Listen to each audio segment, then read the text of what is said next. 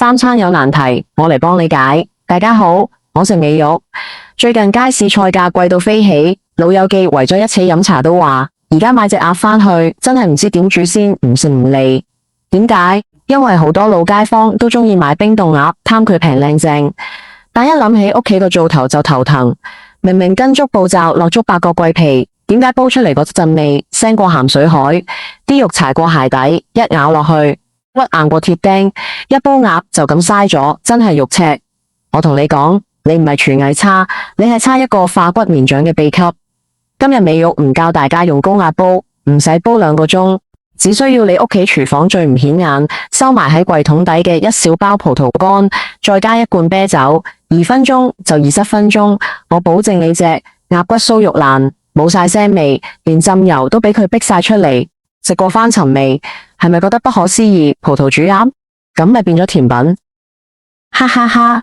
生活嘅智慧就係咁鬼馬。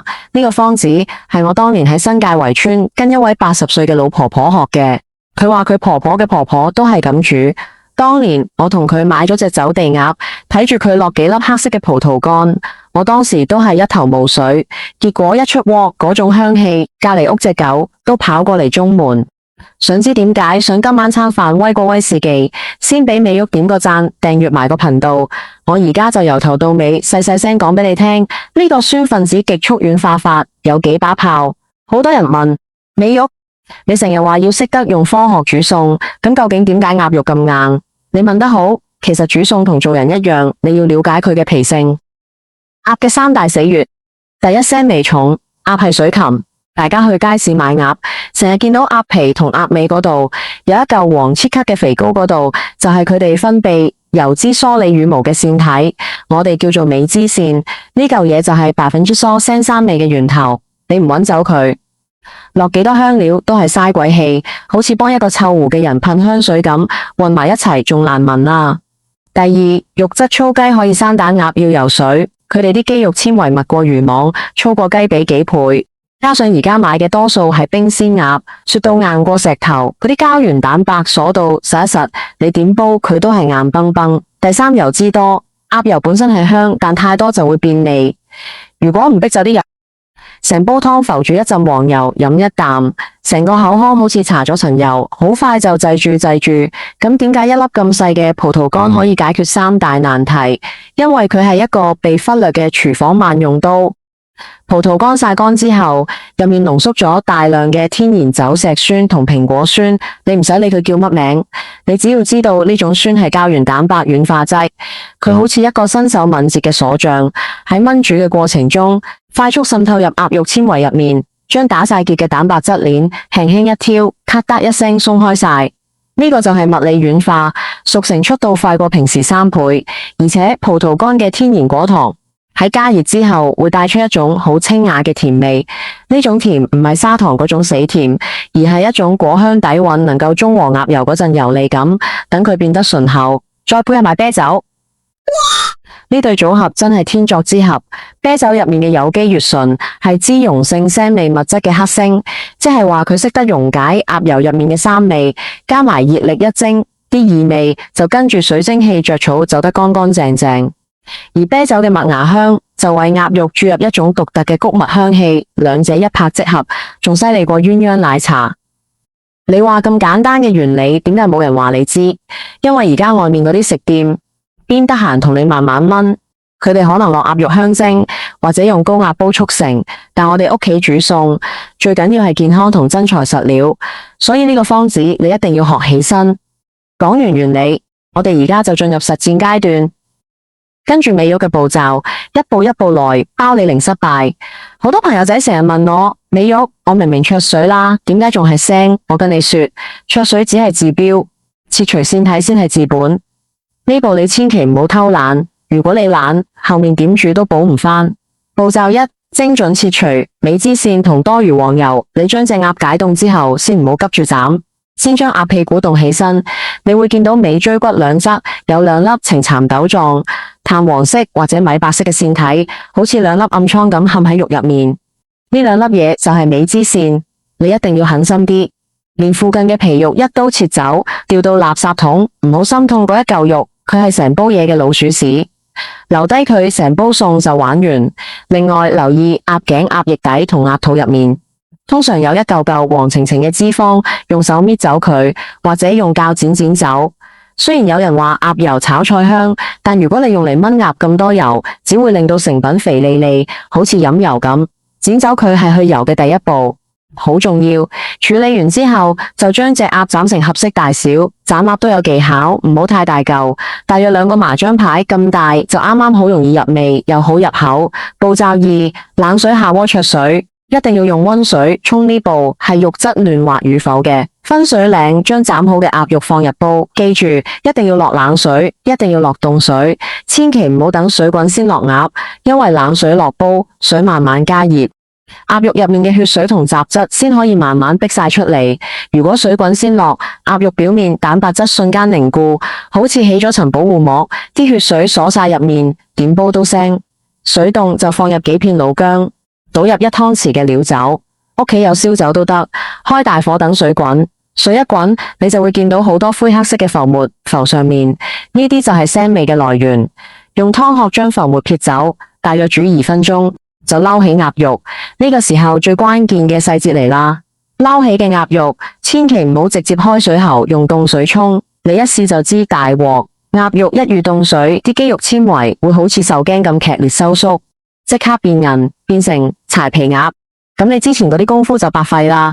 一定要準備一盤大概50到60度嘅溫水，摸落去有啲辣手，但接受到嗰種溫度，將鴨肉放落去，輕輕捽走表面殘留嘅浮沫，然後撈起瀝乾水備用。呢個動作就係保持鴨肉嫩滑嘅秘密。到咗呢一步，鴨肉已經洗心革面，冇晒異味，準備迎接下一步嘅煉肉考驗。好多人煮鴨就係差咗呢個乾邊嘅動作，直接就將鴨肉掉落水度炆，結果啲油全部溶晒入湯入面，點收汁都係油淋淋。今日美肉教你嘅呢招叫做無油乾邊，物理去油80%。步驟3：燒紅隻鑊，唔落一滴油，將你隻鑊燒到冇煙，然後將瀝乾水嘅鴨肉全部倒入去，記住鑊裏面一滴油都唔使落。因為鴨皮本身已經有好多油，開中火用鑊鏟不斷翻炒，你會聽到吱吱聲，慢慢就會見到鑊底開始滲出清澈嘅鴨油。繼續翻炒，炒到鴨皮表面微微焦黃，呈金黃色，聞到一陣好香嘅鴨油味。而鑊底已經積聚咗大半碗鴨油嗰陣，就代表逼油成功啦。將呢啲鴨油舀起，用個碗裝住，呢啲油好珍貴㗎，唔好倒咗。留返聽日用嚟炒個菜心或者煮個麵，超級香。但炆鴨呢一餐，我哋就唔要佢，免得太膩。經過乾煸，鴨肉嘅表皮收縮，變得乾爽，同時鎖住入面嘅肉汁。呢個時候嘅鴨肉已經由肥膩大叔變身成為清爽型男，準備接受醬汁嘅洗禮。乾煸好嘅鴨肉要轉入砂鍋。點解一定要用砂鍋？因為砂鍋嘅材質透氣，受熱均勻，保溫性好，能夠模擬出圍村大灶頭嘅鑊氣同恒溫效果，等鴨肉喺穩定嘅溫度下慢慢蛻變。如果你冇砂鍋，用個厚底嘅不鏽鋼煲都得，但效果會差少少。步驟4：配料鋪底。秘方登場，將砂鍋放返上爐頭，開細火烘一烘個底，然後鋪上幾片厚切嘅老薑，幾粒圓粒蒜頭，唔使拍扁，一個八角，一段桂皮，記得香料唔使多，一樣一啲啲就夠，太多會搶味。我哋要食嘅係鴨肉本身嘅鮮味。跟住將乾煸好嘅鴨肉鋪喺香料上面，然後倒入啤酒，啤酒要買最平最普通嗰種就得，唔使買貴價嘅黑啤或者生啤。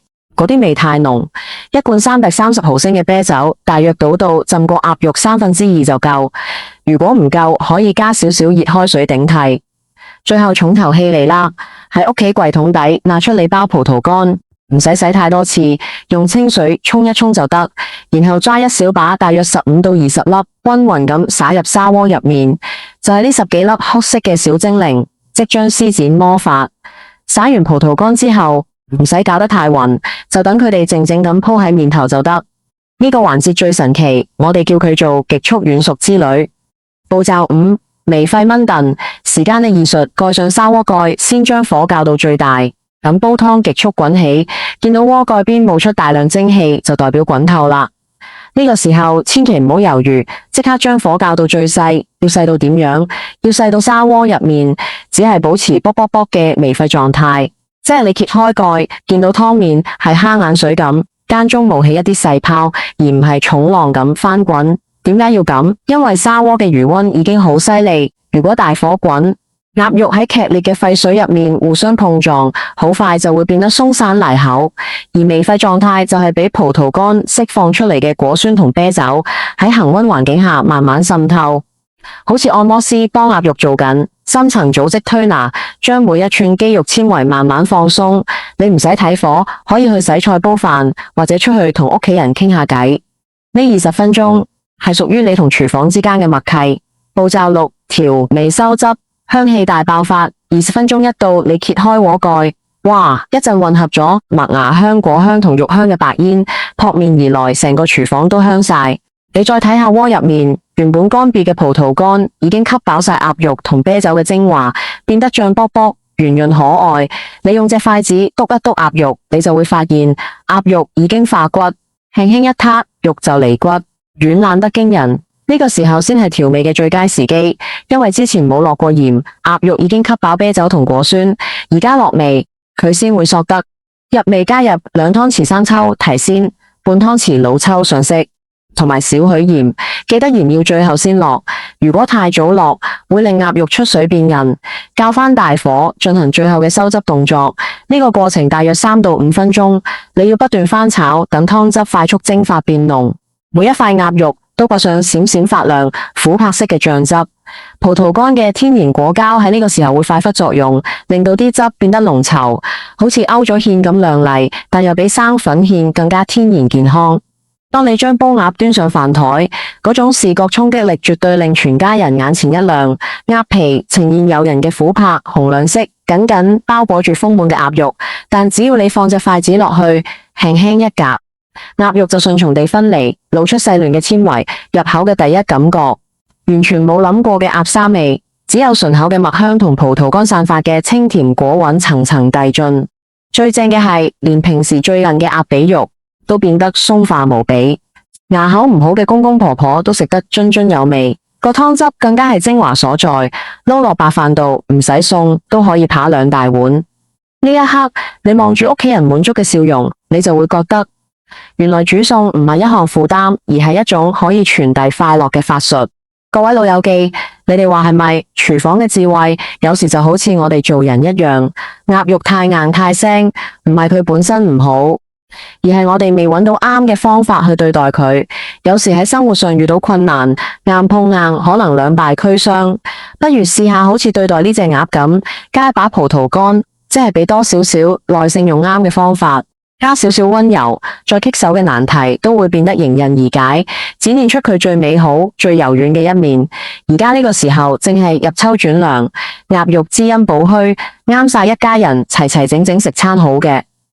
你唔使山長水遠去酒樓，都唔使驚出面食飯貴，自己喺屋企用呢個簡單科學嘅小技巧，一樣可以煮出大廚水準。好啦，今日美玉呢個葡萄乾啤酒鴨嘅秘笈就教到呢度。如果覺得對你有用，幫到你解決咗廚房嘅疑難雜症，記得一定要幫美玉呢條片點個讚，等更多為餸菜頭痕嘅朋友都學到呢招。仲未訂閱嘅朋友，快啲撳一撳下面個掣，打開小鈴鐺，咁就唔會錯過美玉每期帶俾大家嘅煮食神棍啦。最後，美玉想問問大家，你哋平時煮鴨最怕遇到咩問題？係怕佢腥，定係怕佢韌？又或者你哋有冇啲乜嘢獨門秘方係阿媽教落，想同美玉分享下㗎？歡迎喺留言區踴躍發言，同其他老友記一齊交流下。等美玉睇下邊個嘅方法最盞鬼。我哋下期再見，拜拜。